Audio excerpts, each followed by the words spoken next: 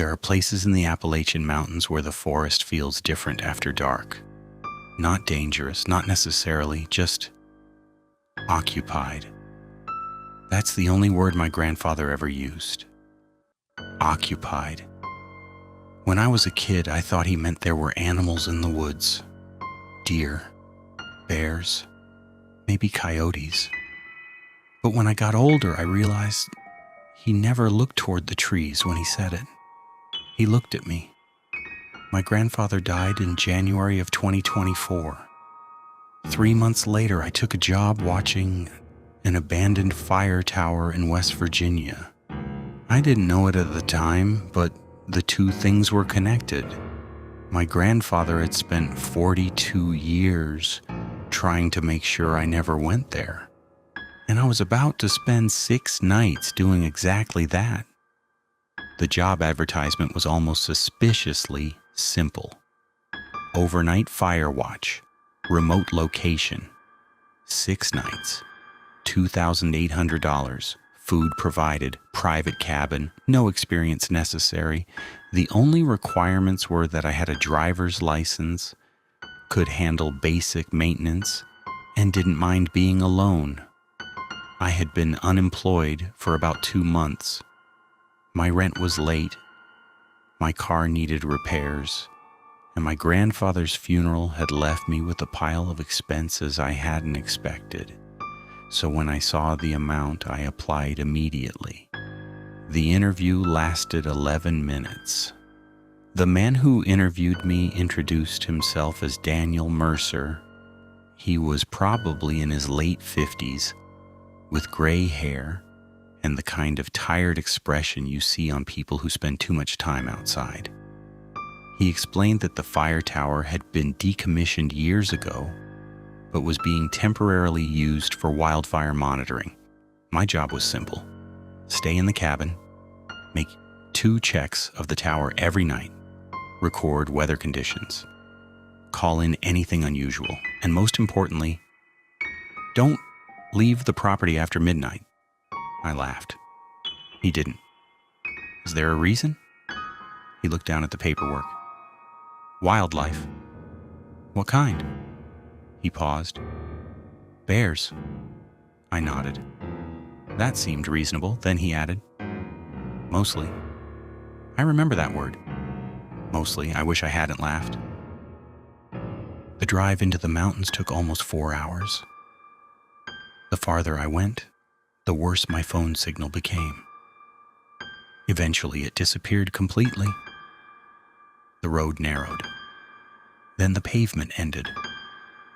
Then even the gravel disappeared. I was following an old logging road that looked like it hadn't been maintained since the early 2000s. At one point, I almost turned around. Then I saw the tower. It stood on top of a ridge above the trees, a tall metal structure with a small enclosed observation room at the top. Beside it was a little wooden cabin.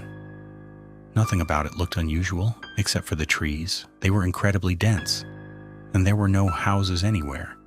No lights, no roads, no sounds, just forest. I parked beside the cabin. Daniel was waiting on the porch. He shook my hand. You're early. I thought I was late. He smiled. You'll change your mind by the second night. I didn't understand what he meant. He handed me a key. Then he handed me a folded sheet of paper. This is important. I opened it. There were 7 rules. I remember laughing when I read them. I don't anymore. The rules: 1. Do not climb the tower after 1 a.m. 2. If you hear footsteps on the cabin roof, do not go outside. 3. If you hear someone calling your name from the forest, do not answer. 4. Keep the eastern window covered after dark. 5. If you see a light moving between the trees, turn off every light in the cabin and wait until it disappears. 6. If you hear knocking from underneath the cabin, leave the lights on and stay inside. 7. If you hear your family calling for you, Do not open the door. I stared at the last one. Then I looked at Daniel. What the hell is this? He shrugged. Old traditions? Traditions? People around here are superstitious. I laughed again. Daniel didn't. Then he said something that I still think about. Rule 7 isn't superstition.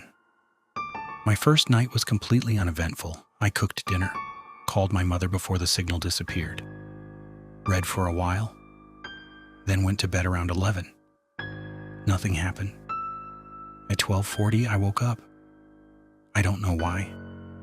There wasn't a sound. I just opened my eyes. The cabin was completely dark.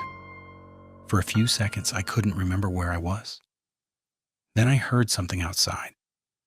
A low clicking noise, like someone tapping two pieces of wood together. Click, click, click. I sat up. It stopped. I waited. Nothing. Then, click. From somewhere near the eastern window. I remembered the rules. I didn't move. A few seconds later, I heard something walking through the leaves outside. Slowly, heavy, crunch, pause, crunch, pause. It moved toward the cabin, then stopped directly beneath my window. I held my breath. Something breathed outside, slowly, deeply. Then I heard a sound that didn't belong to any animal I'd ever heard. It was almost like a person trying to imitate a bird. A wet, clicking whistle. Then, silence. I eventually fell asleep. In the morning, I convinced myself it was a deer. Until I opened the front door, there were footprints in the mud. Not bear tracks, not deer, not human. They were long, almost human-shaped. But the toes were wrong. There were 4. And each one was unusually long. The tracks went around the cabin, then disappeared into the woods. I took a picture. I sent it to Daniel when I reached the first spot with signal. His response came almost immediately. Delete the photo. I stared at the message. Then another came. Don't take pictures of tracks. I called him. He didn't answer. The second night, I kept the eastern window covered.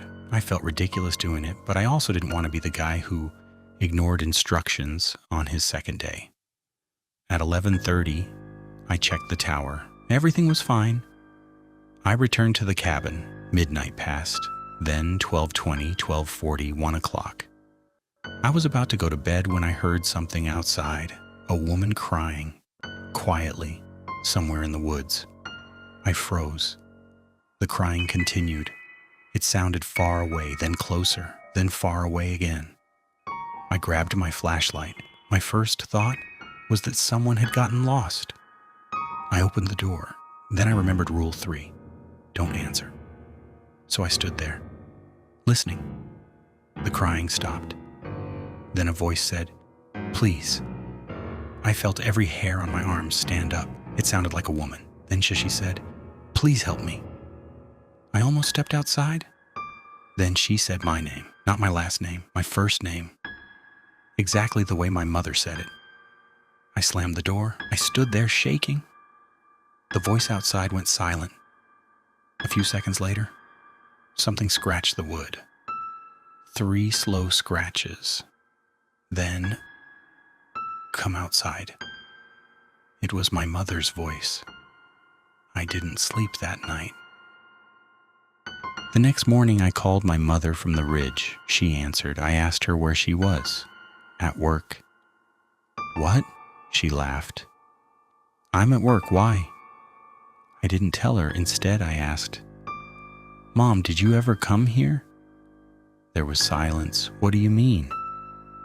These mountains. Another silence. Then she said, Who told you about that place? I felt my stomach drop. Grandpa. She didn't answer. Mom? Finally, she said, Leave. Why? Just leave. I can't. I'm working. No, I mean, leave the tower. Her voice had changed. She sounded scared. Then she said, Your grandfather promised me he'd never let you go there. I asked her why. She hung up. That afternoon, I searched the cabin. I don't know what I was looking for. Maybe evidence that Daniel had played some elaborate prank. Maybe something that would make everything make sense.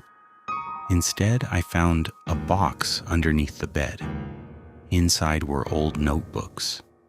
The first page had a date, October 1981.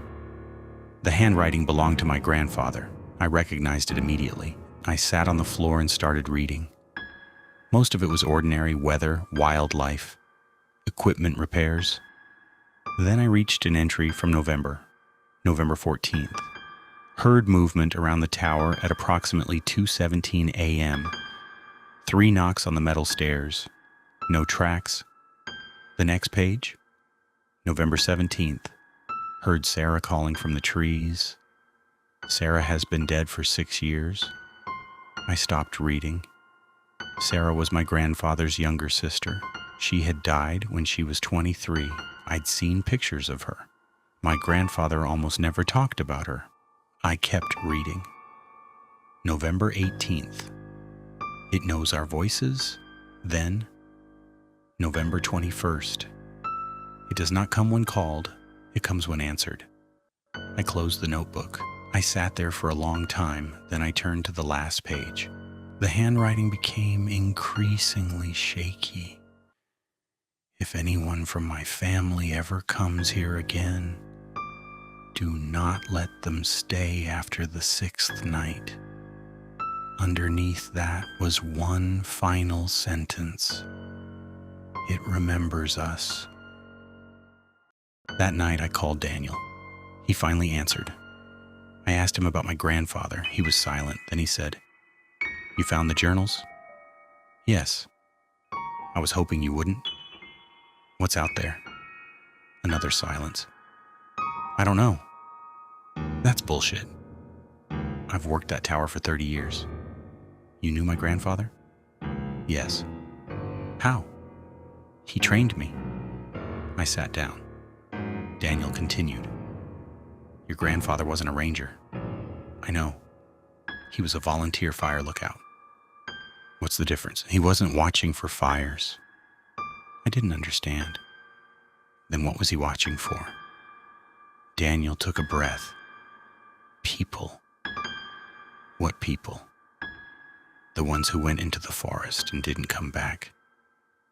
He told me there had been disappearances in the area for decades.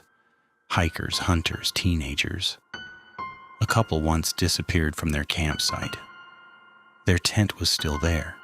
Their shoes were still inside. No blood, no struggle, nothing.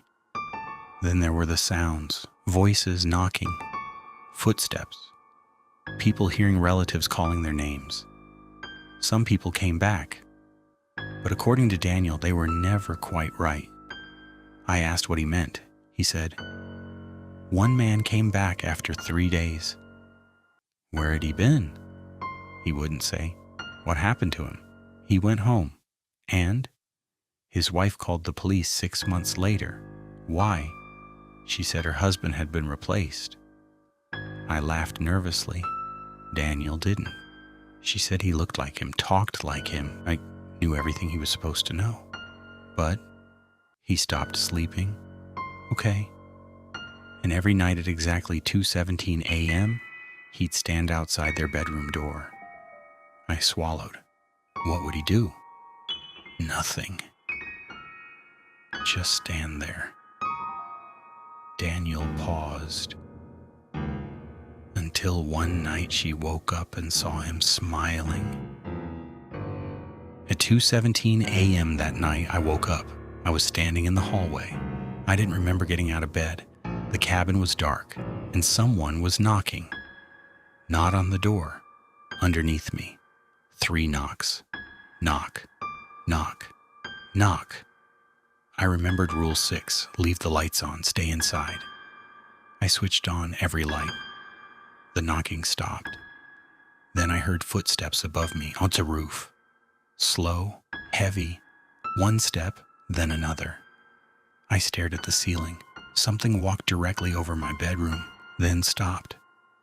A few seconds passed, then I heard my grandfather's voice. Daniel? I almost laughed. Wrong name. Then it said, Daniel? I realized something. It wasn't talking to me. It was practicing. Then it said my name. Perfectly. I backed away from the ceiling. The footsteps moved toward the edge of the roof, then disappeared. I didn't sleep. In the morning, I found something carved into the wooden porch. 3 vertical lines. My grandfather had drawn those same 3 lines in one of his notebooks. I went back inside. I opened the journal.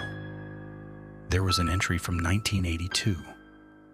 The marks mean it has been close. 3 lines means it has seen you. 4 means it has followed you. 5 means it knows where you sleep. I looked at the porch. There were only 3. For the moment,